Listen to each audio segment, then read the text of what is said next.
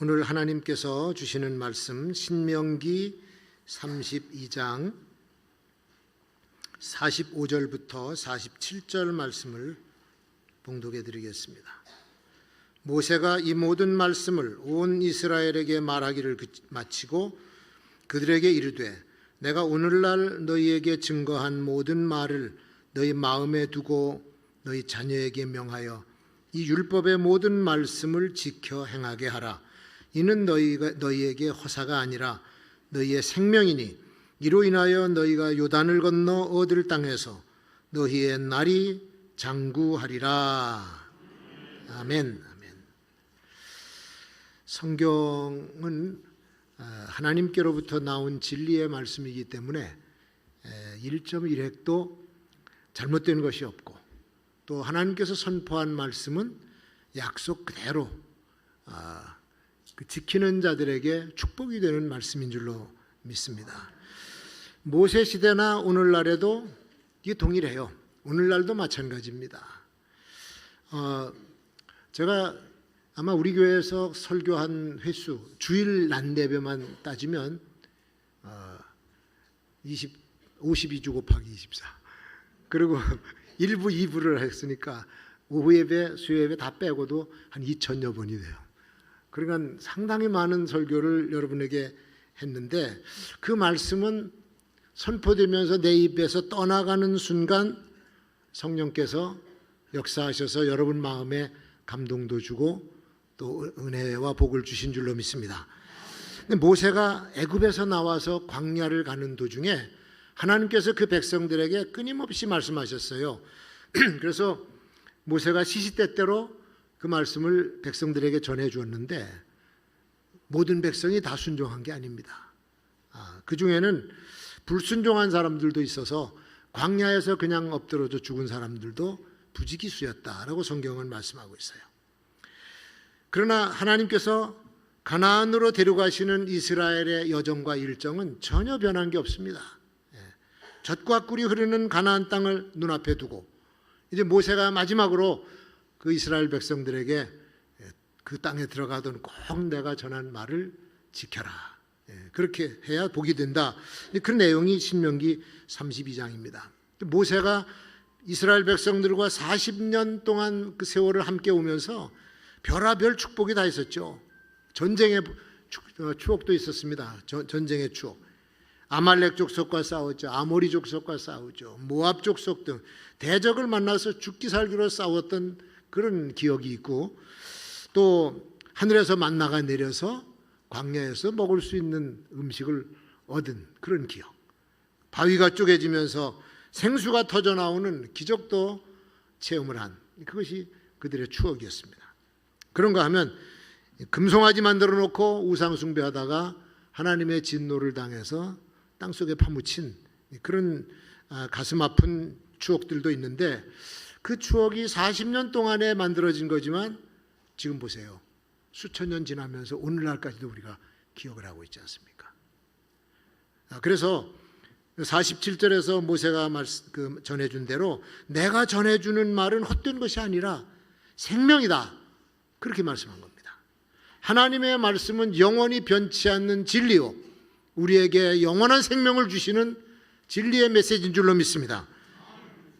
근데 지금까지는 제 입술을 통해서 하나님의 말씀이 전파가 되었으면 이제 앞으로는 우리 박대성 목사님의 입술을 통해서 하나님의 말씀이 전파가 될 거예요.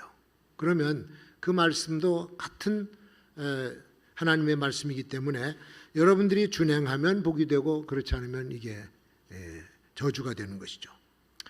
기독교 역사를 통해서 수많은 선지자들이 말씀을 전했고 제사장들이 전했고 사도들이 전했고 목회자들이 많은 메시지를 다 전했습니다.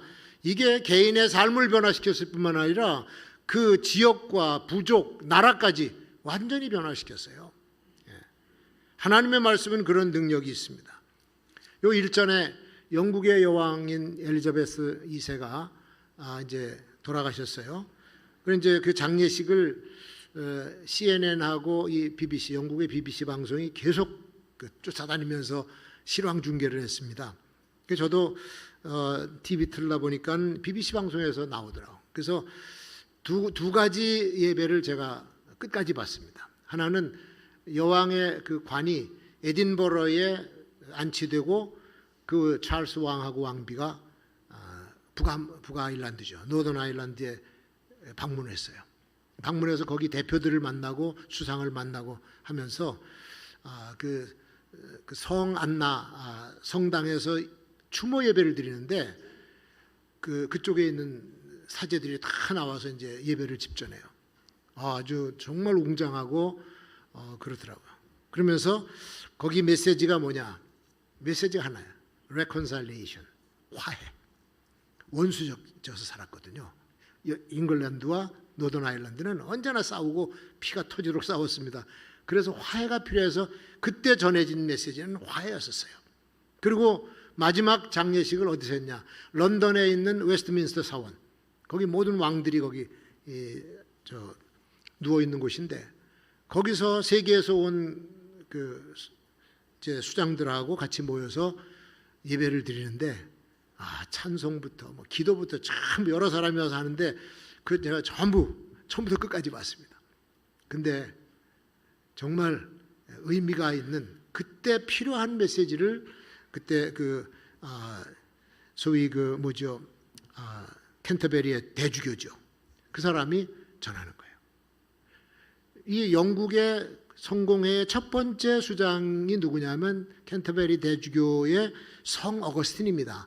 어거스틴이 597년에 그레고리 1세에서 서임을 받아가지고 그 뒤로 수많은 주교들이 바뀌었어요.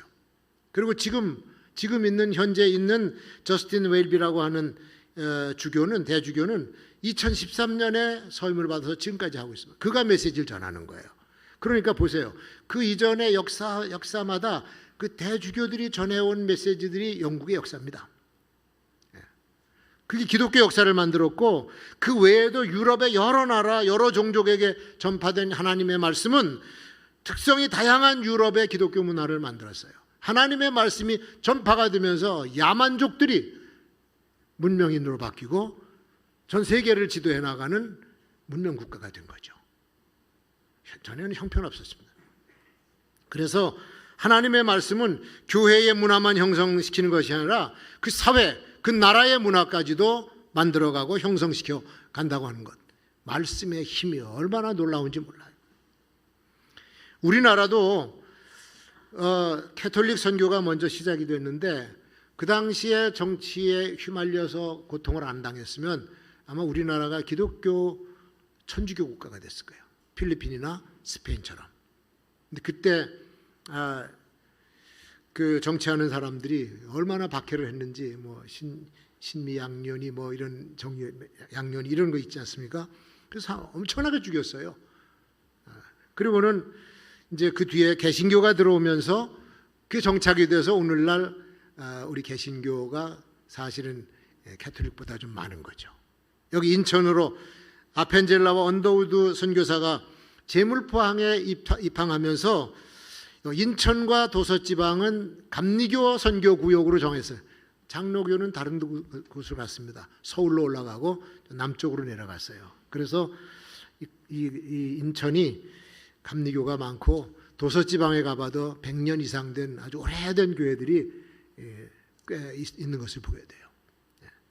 그렇게 해서 100년 넘는 이 선교 역사가 인천의 문화를 만든 거예요. 대한민국의 인구가 5,200만 명인데 지난번 인도 총장이 묻더라고요. 기독교 인구가 얼마쯤 됩니까? 그래서 한 1,000만 명쯤 될 겁니다. 사실은 더 적어요. 정확하게 따지면. 그러니까 한국은 아직 기독교 국가가 아니로군요. 그러더라고요. 그래서 인천 얘기를 했죠. 인천은 300만 명의 인구 중에 90만 내지 100만이 기독교 인구입니다. 3분의 1입니다. 교회가 안기부에서 국정원에서 통계낸 것이 4,700개예요. 교회가 4,700개. 이제 그 얘기를 하니까는 인천은 기독교 도시입니다. 그러더라고요. 여러분 이게 지금 이 4천여 개의 교회들이 지금 이 시간에 하나님의 말씀을 전하고 있어요. 그러니 얼마나 축복받은 땅입니까? 이것이. 정말 놀라운 일이 아닐 수가 없어. 근데 모세가 이스라엘에게 전해준 이 연설의 내용은 하나님의 율법에 관한 내용입니다. 하나님의 말씀을 이제 들었으니 이제부터는 지켜서 행하라. 그러면 복을 받을 것이다 라고 하는 거죠. 가나안에 들어가거든 거기서까지 이 말씀을 기억하라는 얘기입니다. 오늘 여기 말씀에 보면은 하나님의 말씀은 확실한 공급을 보장해 주는 메시지다. 2절에 이렇게 말씀합니다. 나의 교훈은 내리는 비요, 나의 말은 맺히는 이슬이요, 연한 풀이에 가는 비요, 채소 위에 단비로다. 비처럼 위로 내려. 하나님의 축복, 말씀의 축복은 위로부터 내리는 복인 줄로 믿습니다. 하나님이 내려주셔야 우리가 복을 받아요. 우리가 인간이 아무리 노력을 하고 여기서 복을 만들어 보려고 해도 자기 수준을 넘어가지는 못합니다. 내가 배운 것, 그 지식, 내가 경험한 것, 내가 훈련해서 갖춰놓은 기술과 재주 넘어갈 수 없습니다. 그런데 여러분, 세상에 우리가 살다 보면은 자기 힘으로 되는 게 뭐가 있어요? 대학에서 경영학을 공부하고 뭐 우수한 성적으로 졸업을 해서 사업을 하나 운영하려고 해도 코치해 주는 사람이 있어야 되고 도와주는 사람이 있어야 돼. 뜻을 합쳐서 같이 그 일을 해줄 사람이 필요하고 거기에 필요한 자본이 필요한데 그거 없으면요 시작도 못합니다. 그러니까 하나님께서 도와주지 않으면 우리가 아무리 큰 직분을 맡아도 해낼 수가 없어요. 우리 김현택 총장이 대한신학교 그 대학교 총장직을 맡아달라고 하니까 미국에서 목회를 좀 크게 했어요. 그 교회 그냥 다 사임하고 한국으로 들어오는데 고민이 하나 생겼습니다. 학교가 재정이 그렇게 넉넉하지 못하니까 학교 운영을 하려면 재정이 필요해요. 근데 그게 이제 짐이 된 거예요. 그 비행기를 타고 오는데 옆자리에 웬 미국 사람이 신사가 앉더래. 나이 지긋하니가 앉더니 서로 통성명하고 이제 얘기를 비행기 타고 오니까 계속 오면서 얘기하지 않았겠어요? 이제 뭐 하는 사람이냐니까 그 사람은 사업을 하는 사람이고 나는 총장직을 맡아서 가는데 걱정이 있습니다. 학교를 운영하려면 재정이 필요한데 쉽지 않네요. 그러니까 그분이 제가 좀 도와드릴 수도 있는데 그러더래요. 그래서 한국에 와서 그 서울역 앞에 힐튼 호텔에 투숙하면서 이 목사님 우리 김현택 총장님 네 분도 거기 같이 투숙을 하고 그러고는 이제 그분 얘기가 이사회를 좀 소집을 해주면은 제가 와서 인사를 하겠다. 그래서 아침에 조찬으로 이사회를 하고 그때 와서 이 미국 분이 와서 이제 인사를 하면서 여기 김 닥터 김이 총장을 맡으면 제가 좀 후원을 해드리겠습니다. 그래 약속을 하고 한 거예요. 액수는 얘기 안 하고 그냥 제가 좀 후원해드리죠. 그러고서는 약속하고 미국으로 떠났습니다. 그 몇 개월 지났는데 이제 학교에서 비서가 보고가 들어왔어요. 학교 계좌로 돈이 들어왔습니다. 미국에서 왔습니다. 보니까 얼마가 왔냐? 60만 달러. 거의 한 9억 내지 10억, 9억 정도의 돈이 들어온 거예요. 처음 만난 사람. 하나님의 일이라고 하니까 자기의 그 재산의 일부를 보낸 거죠. 하나님께서 도우시면 인간의 기대를 뛰어넘는 기적도 종종 발생하는 줄로 믿습니다. 하나님의 하시는 일, 사람의 상상을 초월하는 일들이 많아요. 그래서 이거 언제 어떻게 내리는지 몰라. 이게 가는 비처럼 이슬처럼 우리의 소산에 쫙 내리는. 그래서 알지도 못하는 사람을 통해서도 공급해 주시는 하나님. 그래서 그 축복을 받으면 또 축복을 나누는 거예요. 우리 교장단 회의에서 목사님 한 분이 서울에 계신 목사님인데 제가 실명은 말하지 않겠습니다. 그분 얘기가 그래요. 우리 교인 중에 한 사람이 사업을 했는데 너무 잘 돼가지고 돈을 많이 벌었대. 그러니까 그분도 감동이 됐는지 야 이거 하나님이 내리신 축복인 것 같아서 거기서 좀 돈을 만들어 가지고 목사님을 찾아온 거예요. 목사님 이거 하나님이 나의 복을 주셔서 그런데 이거 좀 좋은 일에 좀 써주세요. 그리고 5천만 원을 맡겼어요.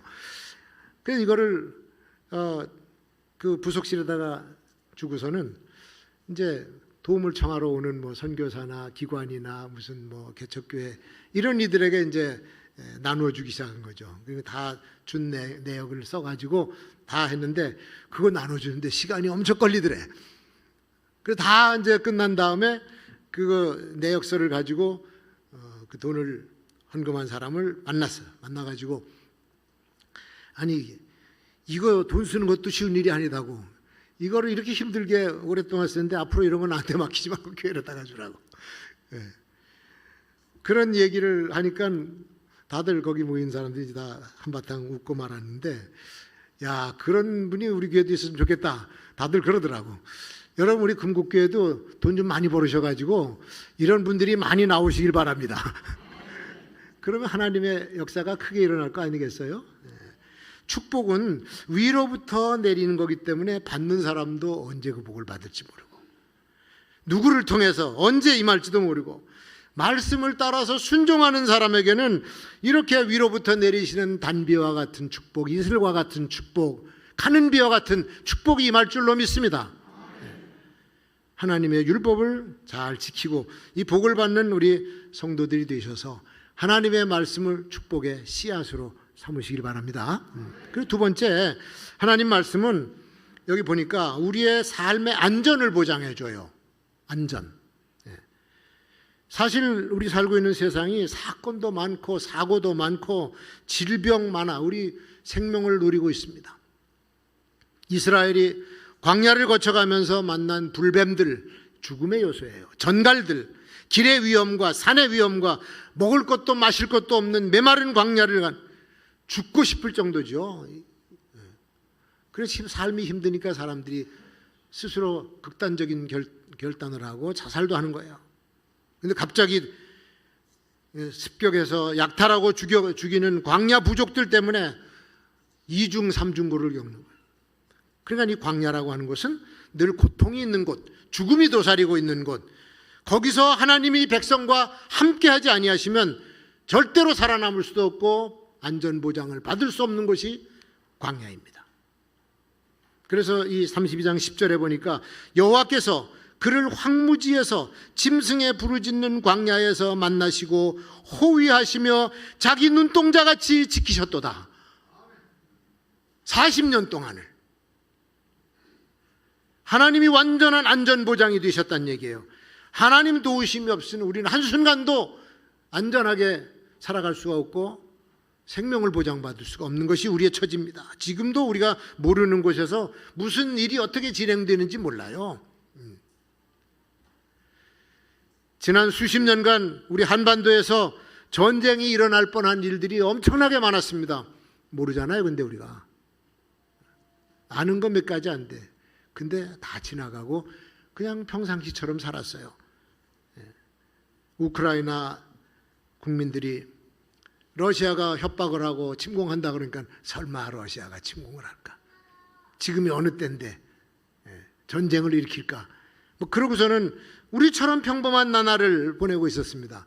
근데 어느 날 갑자기 미사일이 날아오는 거예요. 포탄이 떨어지는 거예요. 집이 무너지고 사람들이 수백 명씩 죽어나가지고 아수라장이 됐어. 일상의 생활이 순식간에 아수라장이 되니까 그렇게 처량하게 울면서 집을 버리고 고향을 버리고 정든 조국을 버리고 피난민이 될 줄을 누가 알았냐고. 몇 개월 전만 해도 몰랐죠. 그런데 보세요 여러분, 우리나라는 안전합니까? 대한민국은 안전합니까? 전 세계에서 전쟁이 일어날 수 있는 가장 가능성이 높은 나라가 우리나라예요. 우리가 지금 겁도 없이 살아가니까 그렇지. 미국의 핵 추진 항공모함이 부산항에 들어왔다고 보도가 저게 왜 여기 왔나?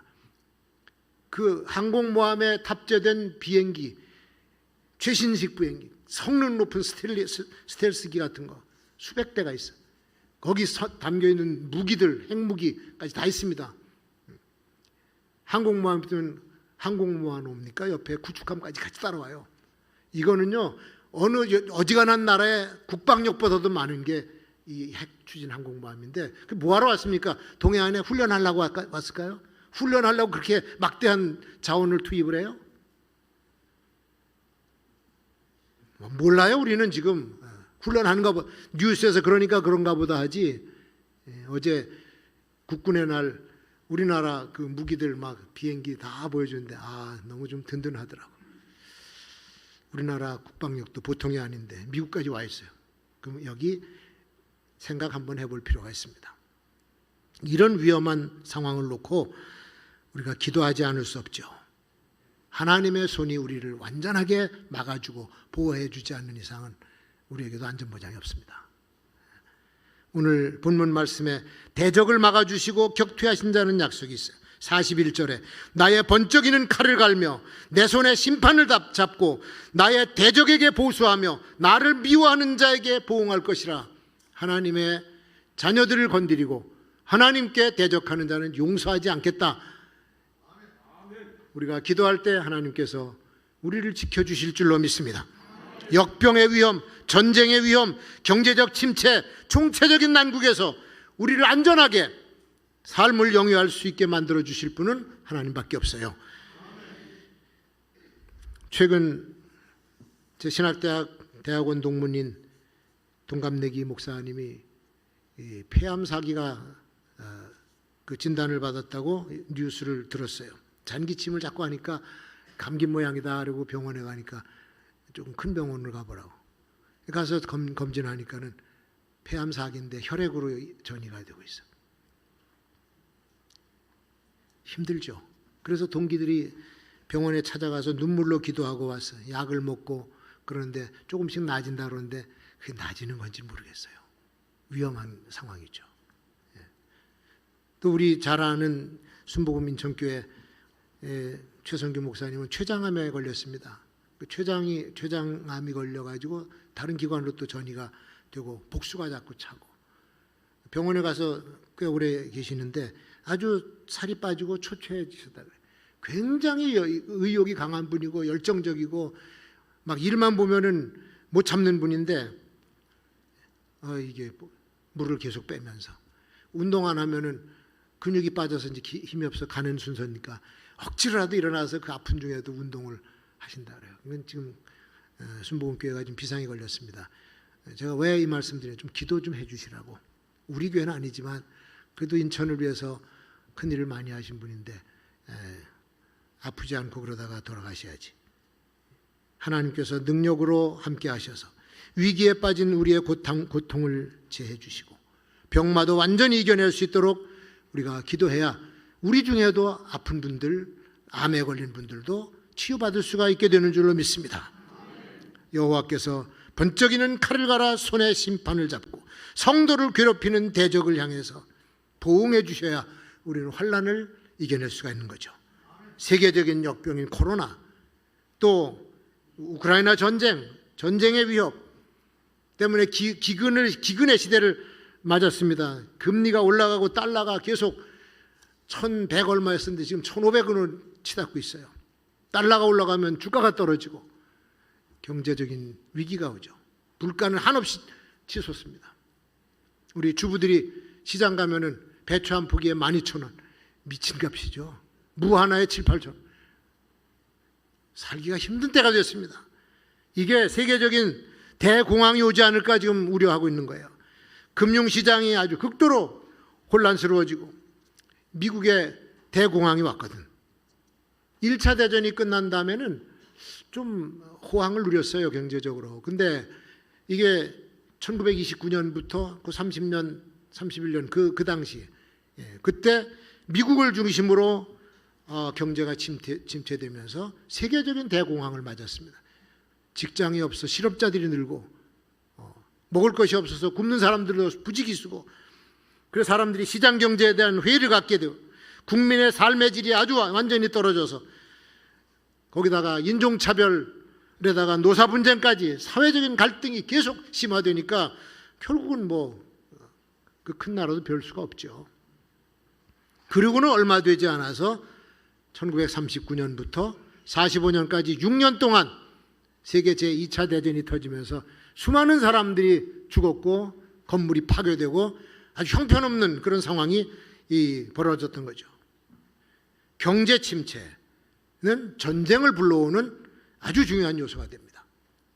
그래서 이러한 세계의 흐름, 위기 상황, 환란의 시대로 흘러들어가는 것을 막는 것이 우리가 할 수가 있냐? 경제학자들도 안 되고 정치가들도 안 되고 안 돼요. 이거는 하나님이 개입하셔서 이 위기를 막아주는 길밖에는 방도가 없습니다. 만약에 하나님이 뜻하셔서 환난을 받아라 그러면 받아야 될 수밖에 없는 거예요. 우리는. 그래서 기도해야 돼. 하나님이여, 약속의 말씀대로 우리를 안전하게 보장하여 주시고 방패로 막아 주시옵소서. 이게 우리의 기도가 되어야 될 줄로 믿습니다. 그리고 세 번째 보면은 하나님의 말씀은 영생의 복을 보장해 주는 메시지다. 이는 너희에게 헛된 일이 아니라 너희의 생명이니 이 일로 인하여 너희가 요단을 건너 얻을 땅에서 너희의 날이 장구하리라. 하나님의 말씀을 듣고 준행하는 것은 결코 헛된 일이 아니다. 하나님 시건하시는 분이 아니시고 하나님께서 계획하신 일은 반드시 성취하시고 하나님이 약속하신 것은 반드시 이행하시는 분. 너희는 젖과 꿀이 흐르는 가나안에 들어갈 것이니라. 이건 아브라함과 하신 약속이에요. 근데 이삭과 야곱과 요셉 그 후손 이스라엘 백성까지 똑같아. 전혀 변함이 없습니다. 처음부터 이스라엘에게 하신 약속이에요. 그러니까 이 약속을 받은 사람들이 마음이 변하든 거역을 하든 하나님을 배반하든 상관없이 이 약속은 이루어지는 약속입니다. 몇 번씩이나 원망하고 애굽으로 돌아가겠다고 집단 시위를 하고 여호와 섬기는 대신에 우상을 만들어 금송아지 섬기고 하나님이 세우신 지도자 모세를 향해서 반기를 들고 대적하고 그러다가 죽었죠. 그리고는 나머지 후손들이 이제 가나안 땅으로 가는데 그것은 축복의 땅이에요. 약속의 땅이고 젖과 꿀이 흐르는 비옥한 땅이죠. 광야에서 불순종하고 거역한 사람들은 자기 행위 때문에 심판을 받아 광야에서 죽었지만 가나안에 들어갈 사람들은 믿음을 가지고 순종하면서 들어가는 사람, 그들이 이 축복을 받게 되는 줄로 믿습니다. 47절에서 모세는 하나님의 약속을 다시 한번 확인시켜 드리는 거예요. 여호와의 말씀을 지켜 순종하는 것은 너희에게 생명을 얻는 것이다. 여러분, 이 광야에서 가나안으로 들어가는 이 그림이요, 이게 그냥 역사로만 끝난 게 아니고 영적인 의미가 담겨 있어요. 성서적으로 이게 광야는 세상을 말하는 거고 가나안은 영원한 하나님의 나라를 의미하는 겁니다. 그래서 뭘 건너야 되면 요단강을 건너가야 돼. 그래서 요단강 건너가 만날이에요. 천국으로 들어가는 길이에요. 이게 성경적인 의미입니다. 세상의 모든 수고가 다 끝나고 우리의 장막, 이 육신의 장막을 벗고 모든 근심, 걱정 사라진 뒤에 내가 세상 작별하고 눈물 흔적 거둔 뒤 주의 영 찬란하신 영광 비칠 때 나를 구속하신 주를 기쁨으로 만나리. 어디서? 새 예루살렘에서. 거기가 천국인 줄 믿습니다. 세상 작별하고 눈물 흔적 거두고 근심 걱정 다 내려놓고 새 예루살렘으로 천국으로 가는 이 과정이 광야에서 가나안으로 들어가는 과정이거든. 그래서 그 땅에서 너희가 장구하리라. 이스라엘 광야 여정은 그야말로 죽지 못해 살았던 세월입니다. 밤이 되면 으슬으슬 냉기가 올라오고 자고 일어나면 또다시 뜨거운 태양빛이 장렬하고 열풍이 불어옵니다. 먹을 것을 찾지만 아무것도 없어요. 시원한 물 한 모금 마실 수 있는 옹달샘도 없어. 그런 여정을 40년 동안 계속했으니 얼마나 지겨웠겠어. 힘들고. 그래도 죽을 수 없어서 아침마다 들판에 나가가지고 하나님이 내려주신 만나를 먹었는데 처음에는 신기했지. 근데 그것도 매일 먹으니까 질려버려. 또 만나야, 또 밥에 김치 깍두기야. 뭐 다른 게 뭐가 있습니까? 험한 산길, 골짜기 길을 걸어야 되는 고달픈 삶의 연속. 그게 오늘 우리들의 삶이에요. 아침에 일찍 일어나서 출근 준비해가지고 집을 나서는 순간부터 우리는 이런 광야에 있는 위험들을 만나게 됩니다. 목구멍이 포도청이라고 더럽고 치사해도 욕먹으면서 회사를 참아. 그리고는 퇴근하고 좀 더 수입을 얻어보겠다고 한 가지 또 직업을 또 갖고 밤에 와서 또 일해. 그게 뜨거운 태양빛이고 시원한 냉수가 없는 삭막한 인생살이죠. 아무리 노력해 애써봐도 살림살인 마냥 그 자리. 가난한 부모님이 죽도록 고생하는 거 옆에서 본 아들이, 아이고 참 우리 아버지 복도 지질이 없지, 나는 왜 이런 집에 태어나서, 뭐 그래가면서 고달픈 인생 노래 막걸리 한 잔이 나온 거야. 참 힘든 세상입니다, 그죠? 오늘도 힘들어요. 오늘도 얼마나 힘듭니까? 모든 건 다 올라가는데 뭐만 안 올라가? 봉급만 안 올라가. 죽을 지경이죠. 그러니 하나님의 약속의 말씀만이 복음이거든. 복된 소식, 축복의 약속. 내가 너희를 채워주고 보장해 주겠다. 그리고 위험을 막아주겠다. 영생까지 보장해 주겠다. 그 말을 왜 안 믿고 순종을 하지 않습니까? 가나안에서 얻게 될 이 장구한 축복은 예수 그리스도를 믿음으로 성령께서 보증해 주신 하나님의 자녀가 영원히 누릴 천국의 복인 줄로 믿습니다. 사랑하는 성도 여러분, 주의 종들이 전해진 하나님의 약속의 말씀을 잘 경청하고 순종해서 머지않아 누리게 될 이 영생의 복, 땅에서 누리게 될 풍요로운 복을 다 받아 누리시기를 주의 이름으로 축원합니다.